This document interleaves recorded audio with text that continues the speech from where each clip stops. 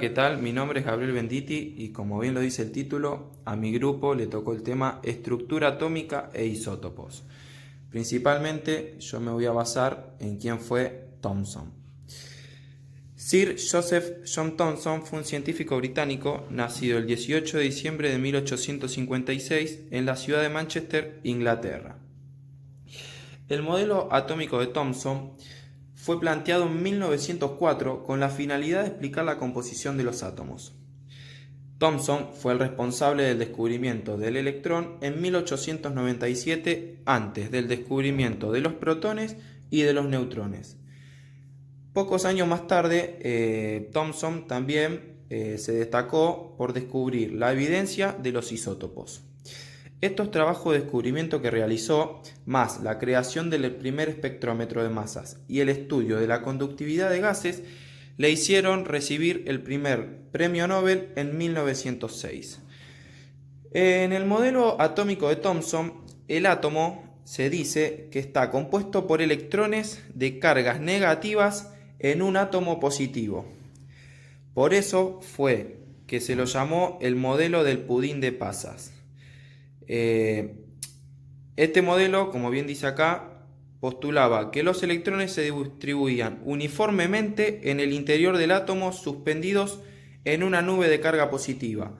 O sea, que las pasas del pudín cumplirían la función de los electrones negativos en un átomo positivo. Bien. Luego aparece el experimento de la lámina de oro, como bien lo vemos acá en el dibujo.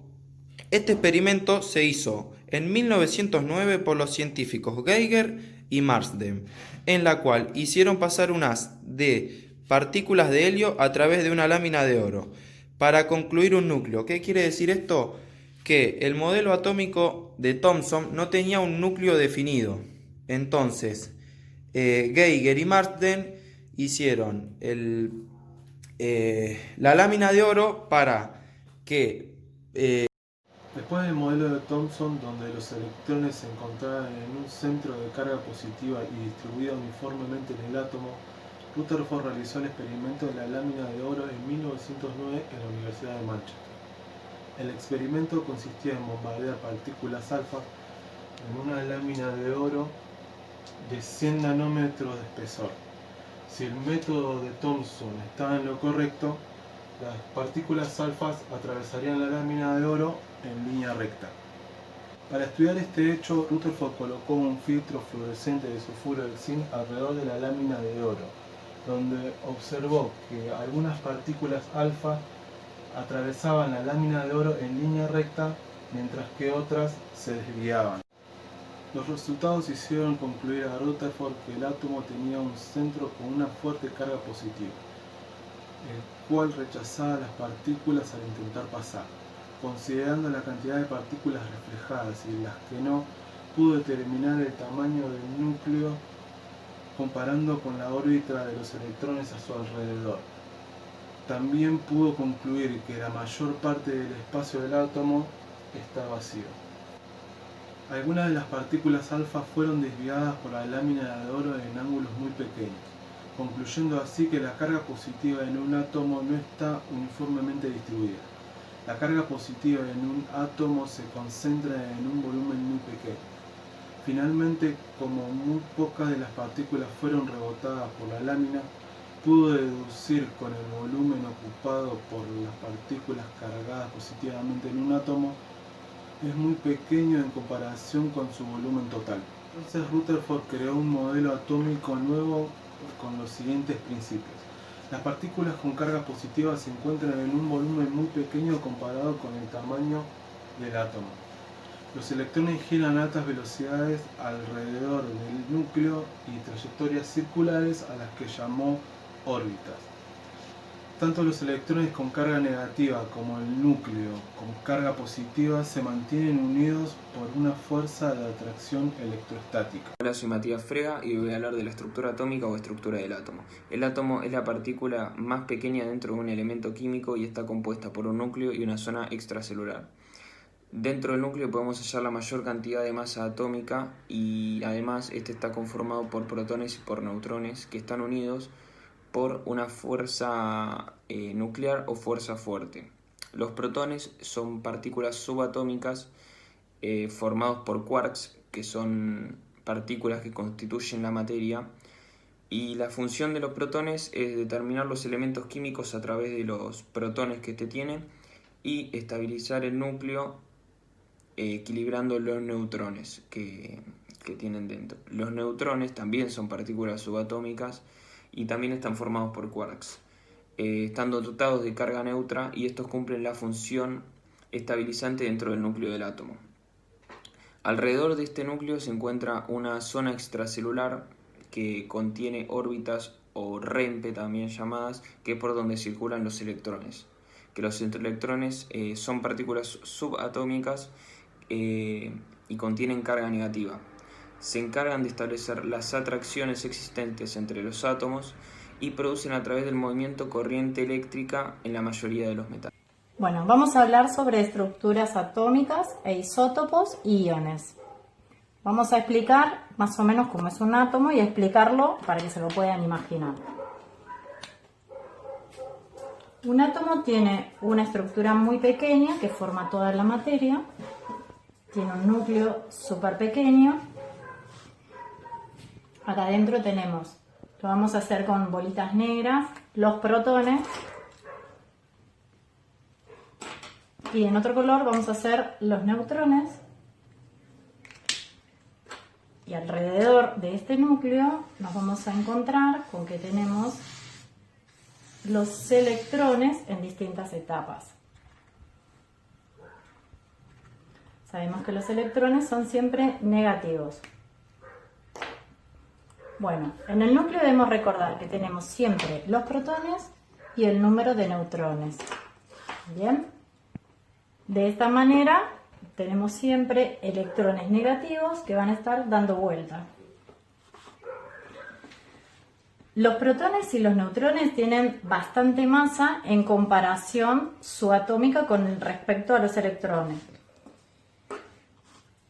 Es 1000 veces más masa del átomo que lo que está determinada por la cantidad de protones y neutrones que tenemos y no sobre la cantidad de electrones.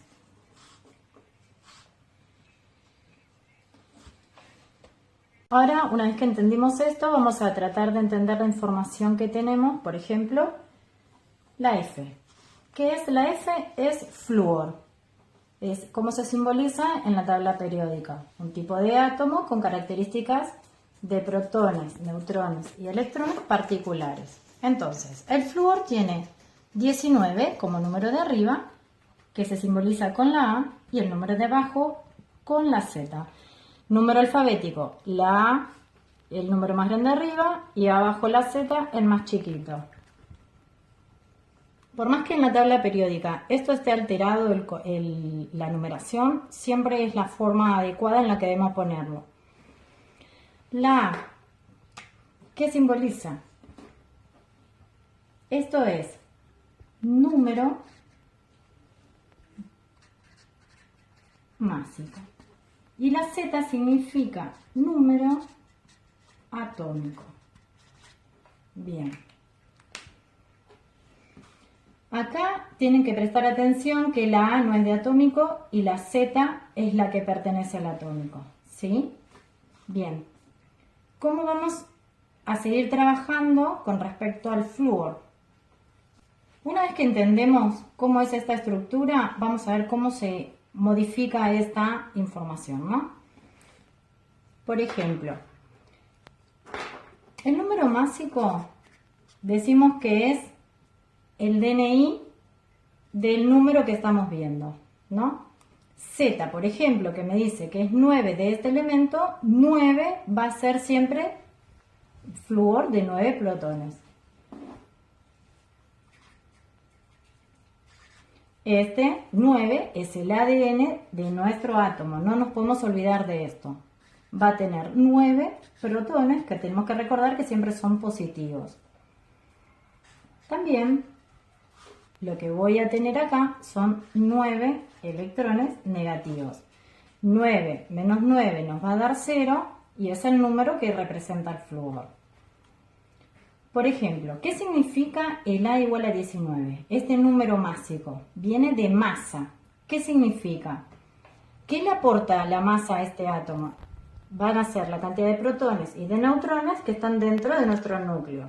Por lo tanto, el 19, que equivale a la, son 19 protones más neutrones. Si A, en este caso, vale 19 y la cantidad de protones que acabamos de averiguar vale 9, nosotros vamos a tener la cuenta de que 9 vamos a restarlo, entonces me va a quedar la cantidad de neutrones en 10.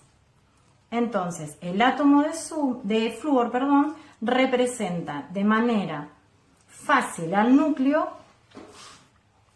Vamos a decir que tenemos 10 bolitas de neutrones y 10 bolitas azules que van a ser las del número atómico, me va a dar 35. Entonces lo vamos a hacer así. Vamos a armar un núcleo. Dentro vamos a tener 9 protones más 10 neutrones y alrededor, para esta representación, lo que vamos a tener son 9 electrones negativos.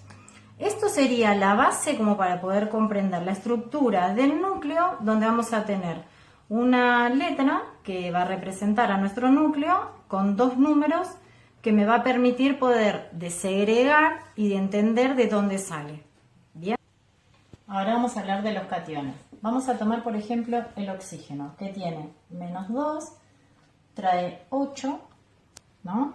Y 16, que es la Z, es igual a 8. ¿Está bien? 16, recuerden que es el número másico, para que no nos olvidemos del nombre. Y Z es el número atómico. Bien. Ahora, una vez que ya reconocemos esto, vamos a hacer todo lo que estuvimos trabajando anteriormente. Tiene 8 protones y tenemos que ver bien que acá nos está marcando que tiene un -2. Entonces tiene 2 electrones de más el oxígeno y está en -2. Ahora, al tener 2 electrones de más, no puedo quitar y poner protones. Como dijimos anteriormente, eran los electrones. Entonces, al tener 2 electrones más, vamos a hacer 8 más 2 y vamos a poner 10 electrones. Esto, por lo tanto, está cambiado. Esto me va a simbolizar que la cantidad de protones le vamos a tener que sumar 2 para que nos dé la cantidad de electrones. ¿Sí? Bueno, acá no varía el número másico. Esto sigue siendo protones más neutrones, que va a ser 16 protones, más los neutrones, que dijimos que eran 16 menos 8, nos va a dar el resultado de 8. ¿Sí? Así vamos a representar a este ion. ¿Cómo vamos a hacer el núcleo? Vamos a poner 8 protones en el núcleo. ¿Sí?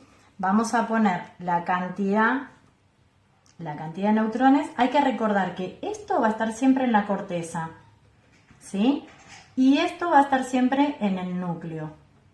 Entonces vamos a tener 8 neutrones, de los cuales alrededor vamos a tener 10 electrones, porque tiene partículas con carga, donde nosotros acabamos de hacer recién la cuenta para poder tener la cantidad de electrones que son los que podemos cambiar.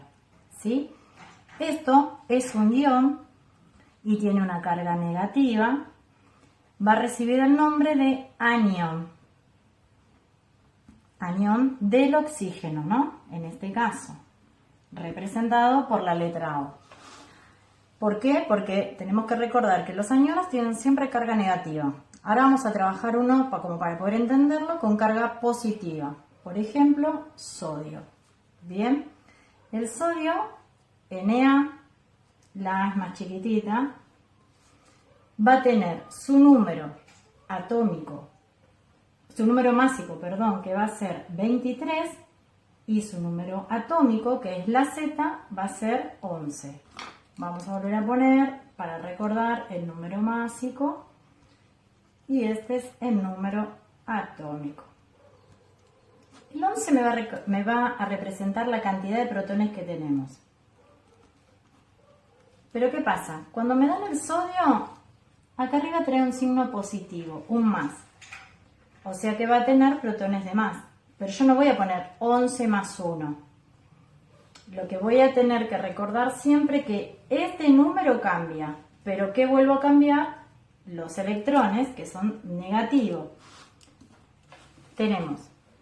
Vamos a tener que quitar un electrón, de los cuales teníamos 11, van a ser 10, porque tenemos que recordar que este signo positivo me está dando 1. Entonces, acá la cuenta va a ser siempre menos 1. Si yo puedo encontrar el sodio con el signo solo positivo o con el positivo y un 1. Después la cuenta va a ser la misma. Voy a trabajar el 23, que es igual a los 11, más los neutrones. Entonces va a ser 23 menos 11, me va a dar igual al número de electrones.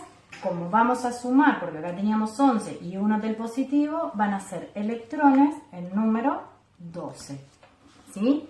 La estructura de esto va a ser 12 neutrones, 12 protones, y lo que vamos a tener alrededor de este núcleo van a ser 10 electrones con carga negativa. Ahora, este átomo está cargado de manera positiva. Entonces, este sodio, representado por la anila A, el nombre que va a recibir es catión, por tener una carga positiva. Esta es la manera en que nosotros lo vamos a representar para poder comprender la parte negativa y la positiva de cómo trabajamos para poder obtener el número de electrones.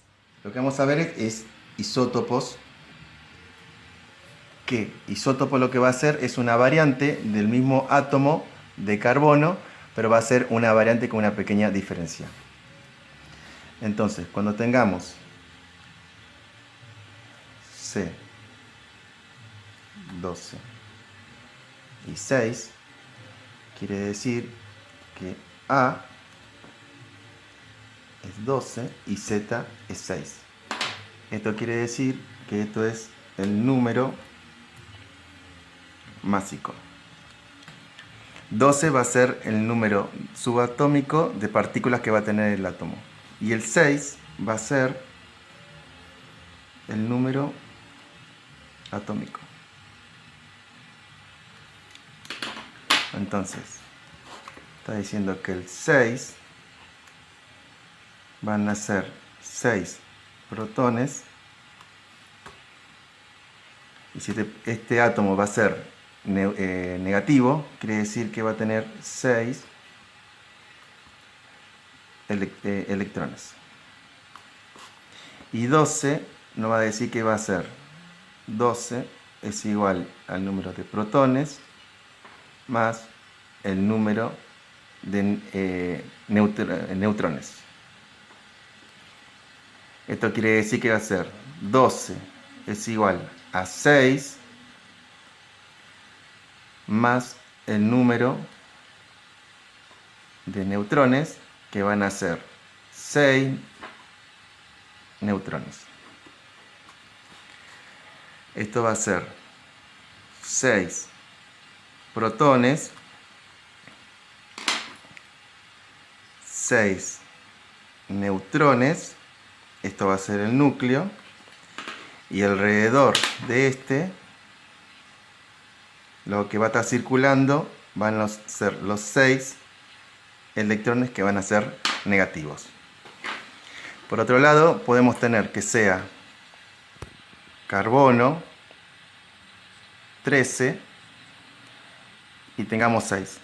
Esto puede variar mientras que tengamos Z que sea igual, porque si cambias el número de Z, que va a ser el número atómico, no sería carbono. Y el número másico sí puede variar.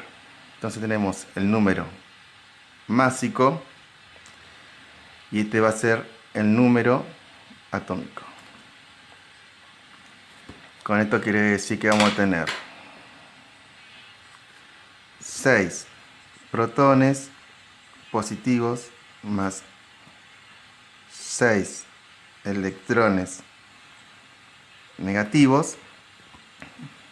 Y acá vamos a tener 13 es igual a 6, que van a ser los 6 protones, más el número de neutrones.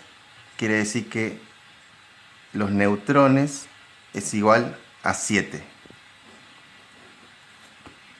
Entonces lo que vamos a tener acá van a ser 6 protones positivos, 7 neutrones, que va a ser el núcleo, y después lo que vamos a tener alrededor dando vuelta, 6 electrones negativos. La diferencia va a ser de que este va a tener 7 neutrones, este va a tener 7 neutrones y este va a tener 6 neutrones. ¿Sí? Tenemos un cloro. Acá tenemos otro cloro. Para que los dos se llamen cloro, el número de abajo, el Z, tiene que ser igual. Los dos tienen Z17. Z17. Este va a ser el número atómico. Pero el A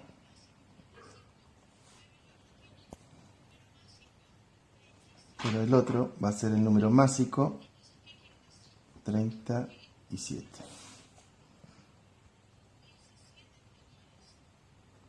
Esto quiere decir que va a ser 17 protones, 17 electrones.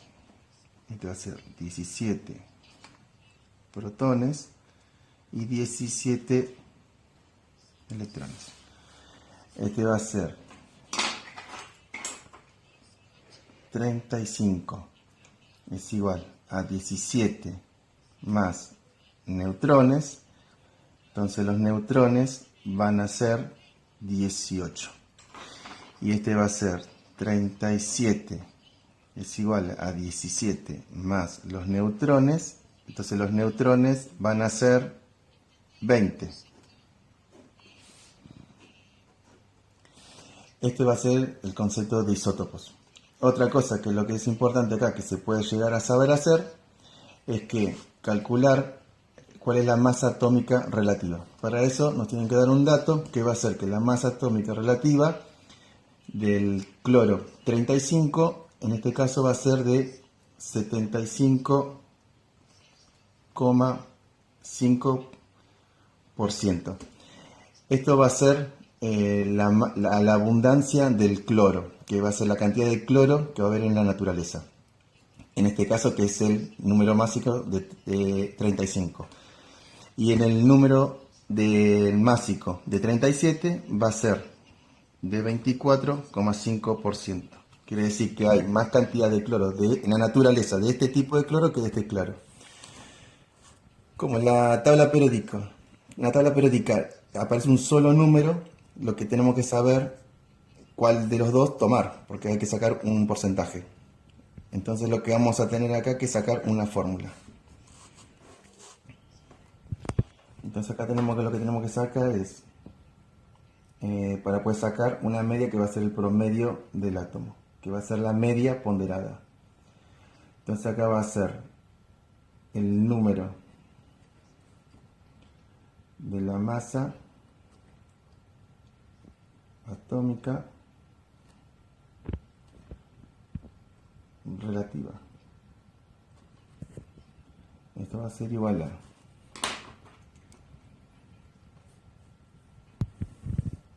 el número másico, que va a ser en este caso 35, que va a ser el de uno de los isótopos, por la abundancia relativa, que va a ser 75,5%, más el otro número másico por el 24,5 número. Dividido 100, esto nos va a estar dando 35,5, que este va a ser el número que nos va a dar en la tabla periódica, en el del cloro, que acá vamos a tener el cloro, tendríamos acá el 17, que va a ser el número atómico, y acá abajo nos va a salir el 35,5, que va a ser la masa intermedia entre un isótopo y el otro. Esa va a ser la masa relativa. Hola, mi nombre es Antonella Kuhn y voy a hablar de los isótopos como podemos ver acá en la lámina. Bien, ¿qué podemos decir que es un isótopo? Los isótopos son átomos cuyos núcleos atómicos tienen el mismo número de protones pero diferente número de neutrones, ¿sí? Los isótopos lo que tienen es que comparten el número atómico pero tienen diferente número másico. La variación esa que existe es justamente por el número de neutrones. Y gracias a eso, a la diferencia que podemos llegar a encontrar con eso, podemos saber que hay isótopos que son más ligeros que otros. Hay isótopos que son pesados, que los isótopos pesados tienen más neutrones que protones. Y en el caso de los ligeros lo que hacen es tratar de igualar los valores para tener estabilidad, por decirlo de alguna manera, ¿sí? ¿Pueden ser de origen natural los isótopos? Cuando nos referimos a que un isótopo puede ser de origen natural, nos estamos refiriendo a que la masa que encontramos en el elemento en la tabla periódica puede llegar a ser de origen natural para un isótopo. Esto tenemos un ejemplo claro que es el hidrógeno. El hidrógeno contiene 3 isótopos naturales que son el deuterio, el tritio y el protio, y estos 3 elementos forman conjuntamente la bomba de hidrógeno, ¿sí? Pueden formar la bomba de hidrógeno, pero también se usan para lo que es la fusión nuclear. Bien, tipos de isótopos. Tenemos 2 tipos de isótopos que son los inestables y los estables. Los estables datan una fecha de vida de más o menos 3.000 millones de años, ¿sí? Y los inestables son los isótopos que tienen un núcleo más grande. ¿Qué pasa cuando hay un isótopo que tiene un núcleo más grande? Lo que hace para tratar de estabilizarse es puede llegar a liberar protones o neutrones. Todo es para la estabilización más que nada. Bien, y en lo que es aplicación en la cotidianeidad de los isótopos inestables, los podemos llegar a encontrar en lo que es la medicina nuclear, que se utilizaron isótopos inestables, tales como el yodo, por ejemplo, para encontrar tumores, o como el cobalto para lo que es la detención de un cáncer en el cuerpo. Se puede saber también que en la cotidianidad integramos isótopos en lo que es electricidad, la energía eléctrica que todos tenemos,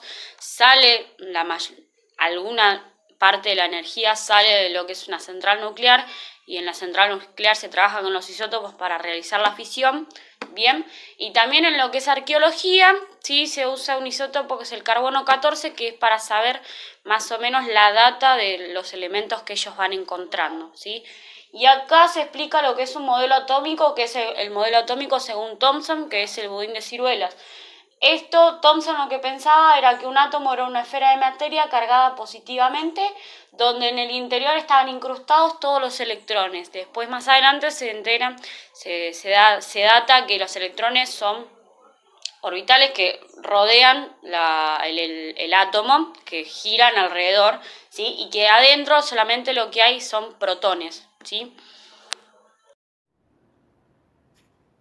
Soy Janet Sánchez. Hoy vamos a hablar de masa y energía.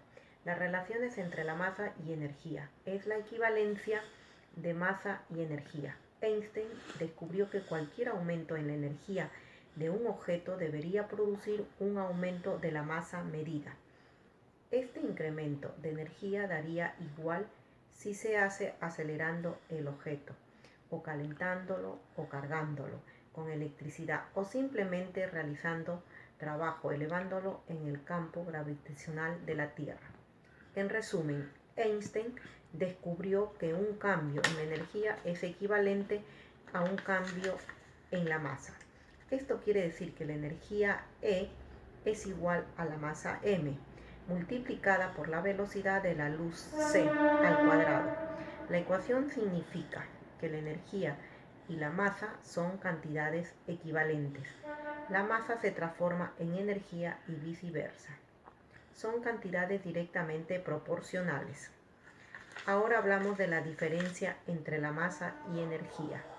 Decimos que la masa es la magnitud física que indica la cantidad de materia que contiene un cuerpo.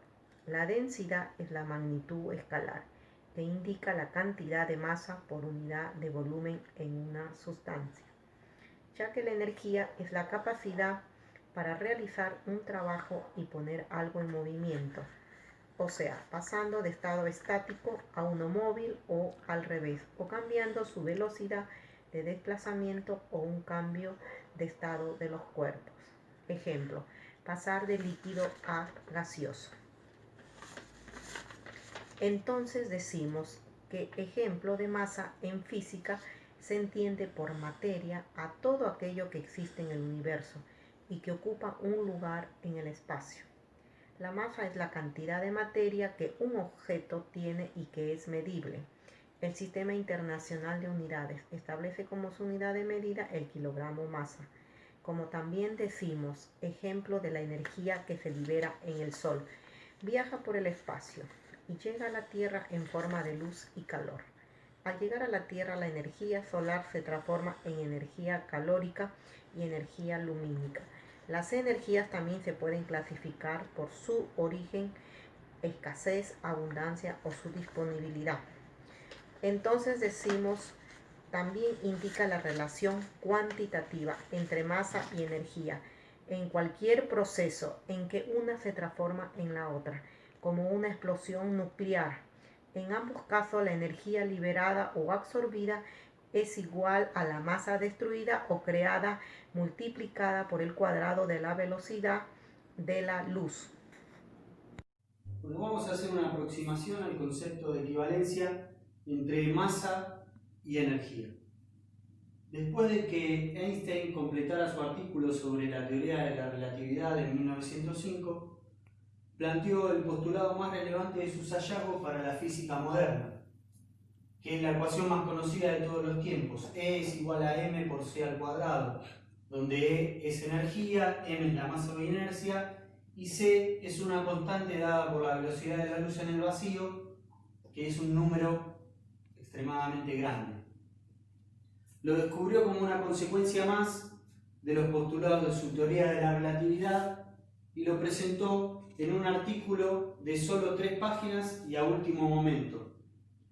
Sabido es que cuando se realiza trabajo sobre un objeto, el objeto adquiere energía.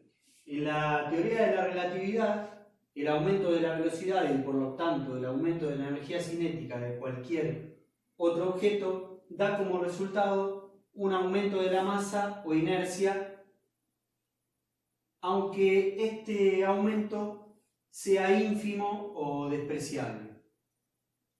Einstein postuló que cualquier aumento de la energía de un objeto debería producir un aumento de la masa medida. Ese incremento de energía daría igual si se hace acelerando el objeto, calentándolo, cargándolo con electricidad o simplemente realizando trabajo elevándolo en el campo gravitacional de la Tierra. En otras palabras, Einstein descubrió que un cambio en la energía es equivalente a un cambio en la masa y que esta equivalencia funciona en ambos sentidos. En otras palabras, significa que la masa en sí misma es una medida de una cantidad equivalente de energía. Y ahora nos preguntamos, ¿masa es igual a energía? ¿O masa y energía son lo mismo? Para Einstein no solo masa y energía son equivalentes, deduce que la masa es energía. Es lo que concluyó en su trabajo y postuló: la masa de un cuerpo es una medida de su contenido energético. Son dos manifestaciones distintas de una misma cosa. Una pequeña cantidad de masa equivale a una cantidad enorme de energía. Por ejemplo, la energía contenida en 1 gramo de materia es equivalente a 9 por 10 a la 13ª joules, un número enorme. Debemos ser cautos con esta ecuación y que no nos lleve a cometer errores, porque no debemos suponer que toda la masa de un cuerpo se vaya a transformar en energía, ni mucho menos pensar que una gran cantidad de energía se transforme automáticamente en masa. Porque, supongamos, en una porción de torta que tenemos 240 kilocalorías, unos 1004 kilojoules, si trasladamos la ecuación, nos daría un número elevadísimo de energía equivalente a 3.600.000 millones de kilojoules. Y esto en la realidad no se da así. La energía que procede de los alimentos está almacenada en determinados enlaces, pero el resto es para el organismo inaccesible. Se encuentra en el interior de las moléculas y los átomos. Por eso, en los procesos que afectan a la estructura atómica, como sucede en las reacciones nucleares, por ejemplo, ahí sí la energía se libera y alcanza semejantes magnitudes. Por eso, por ejemplo, en un modelo de laboratorio, donde se aceleran las partículas a la velocidad de la luz, la masa aumenta de acuerdo con la fórmula relativista para n. Entonces se puede interpretar también como un aumento en el contenido de energía de los protones. Estas dos deducciones diferentes de la teoría de la relatividad, aumento de masa y equivalencia de masa de energía, son consistentes entre sí. Esta equivalencia tiene un significado muy importante. Primero, dos grandes leyes de conservación se complementan entre sí. En dos formas alternativas de una ley. En cualquier sistema cuya masa total se conserve, la energía total también se conserva. Y segundo, surge la idea de que parte de la energía en reposo podría transformarse en una forma de energía más accesible, dado que el equivalente energético de la masa es tan grande, una relación muy pequeña en la masa en reposo liberaría una enorme cantidad de energía, por ejemplo, energía cinética o energía electromagnética. El radioimmunoanálisis o radioinmunoensayo es una técnica que fue desarrollada por Solomon Berson y Rosalind Shallow en 1960 con el fin de determinar la concentración de la insulina en el plasma sanguíneo. Por este motivo, Shallow recibió el Nobel de Medicina en 1977. Berson había fallecido en 1972. Hoy en día esta técnica se utiliza para detectar y cuantificar sustancias que se encuentran en cantidades muy pequeñas y mezcladas con muchas otras. Es una técnica muy sensible y específica. Utilizando anticuerpos de gran afinidad se pueden detectar hasta picogramos de antígenos. El fundamento es muy sencillo. Se utilizan isótopos radioactivos para marcar tanto los antígenos como los anticuerpos, que luego se pueden medir con las radiaciones gamas que emiten. Poseen una alta sensibilidad, pero tienen el riesgo de uso de sustancias radiactivas, por lo que han sido reemplazados por enzima inmunoanálisis. También cuentan con diferentes usos. Se utilizan como herramientas en el diagnóstico laboratorio, medición de hormonas, detección de antígenos para determinar infecciones. Encontramos diferentes tipos de radioinmunoanálisis. El directo o competitivo, que para esta técnica se utilizan dos anticuerpos. Uno de ellos es el marcado y el otro es obtenido de la muestra problema, que quiere decir el sin marcar. La reacción que se lleva a cabo es una reacción de competencia por el sitio de unión al anticuerpo. Así, mientras mayor sea la cantidad de anticuerpo no marcado, menor sea la cantidad de antígeno marcado unido al anticuerpo. Una vez que la reacción se ha llevado a cabo, se eliminan los complejos antígeno-anticuerpo y por lo tanto la radiación medida es únicamente la emitida por el antígeno libre y marcado. Para conocer la concentración del antígeno se utiliza una curva patrón donde se relaciona la cantidad de antígeno sin marcar, la cantidad de antígeno marcado y la radiación emitida. Y luego existe el otro tipo de radioinmunoanálisis, que es el indirecto o no competitivo. Para esta variación de la técnica se utilizan anticuerpos marcados que se ponen en contacto con su respectivo oxígeno, así la cantidad de radiación medida es proporcional a la cantidad de anticuerpo reaccionado. Como todo, cuenta con sus ventajas y sus desventajas. Las ventajas son que es una técnica muy sensible, fácil, de alta reproducción y rápida. Y las desventajas son que las instalaciones para poder llevar a cabo la técnica son muy costosas y la vida media de un isótopo es muy corta. Mi nombre es Mauro Caballero. Voy a hablar del modelo de Bohr, que fue creado en 1913, el modelo atómico del núcleo de hidrógeno. Este modelo básicamente fue basado, Bohr para realizar su investigación se basó en el modelo de Rutherford, que decía que el núcleo, teniendo varias órbitas, no podía sustentar un neutrón, ya que ese se iba a recargar de energía y iba a colapsar contra el núcleo.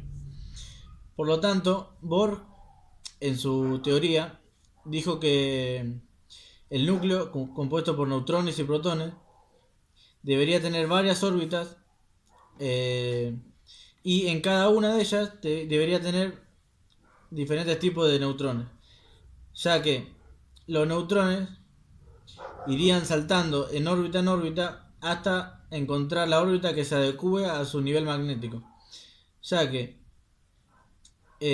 cada órbita tiene distintos tipos de energía y los neutrones irían acomodándose en cada una de ellas dependiendo su nivel de energía, así no colapsaría el núcleo ni tampoco las órbitas, ya que Rutherford, en lo que decía su teoría, decía que no podía sustentarse órbitas circulares, ya que el neutrón no resistiría la carga magnética y colapsaría contra el núcleo.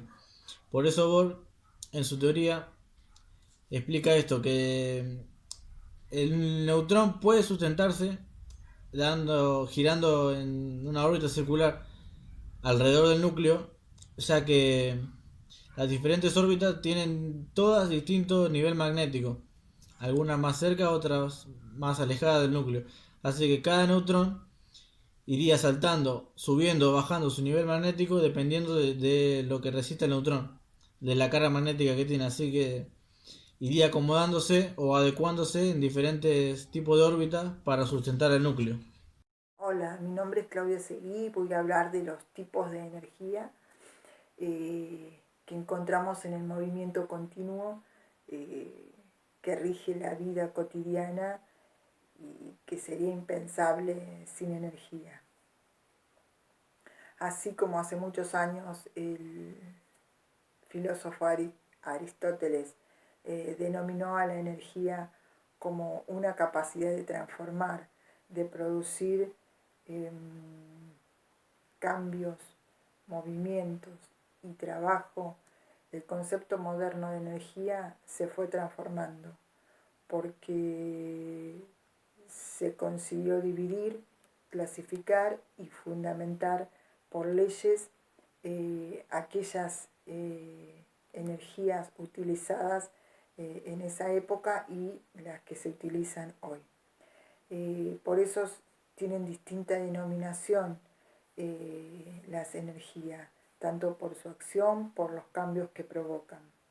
Y se las denominaron como energía electromecánica, energía química, energía térmica, energía eléctrica, energía cinética, energía nuclear y energía gravitacional. Estas energías transfieren sus energías de un cuerpo a otro a través de, puede ser por trabajo, puede ser por onda o puede ser por calor. Y el calor puede ser transmitido por radiación, conducción y convención. Como sabemos, la energía tiene propiedades básicas que son se transforma, se conserva, se transfiere y se degrada. Obviamente que estas energías fueron fundamentadas, como dije, por dos leyes en las cuales la primera ley dice que la energía del universo es constante. Al usar energía, esta no desaparece, sino que se transforma.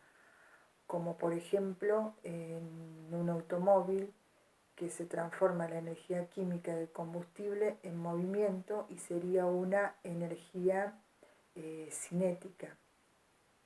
Y la segunda ley nos habla de que ninguna transformación es totalmente eficiente, ya que si bien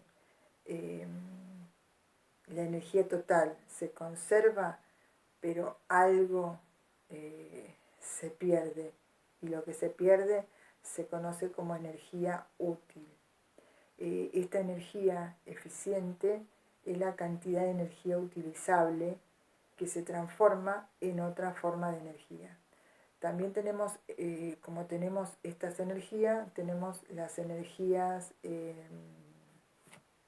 renovables.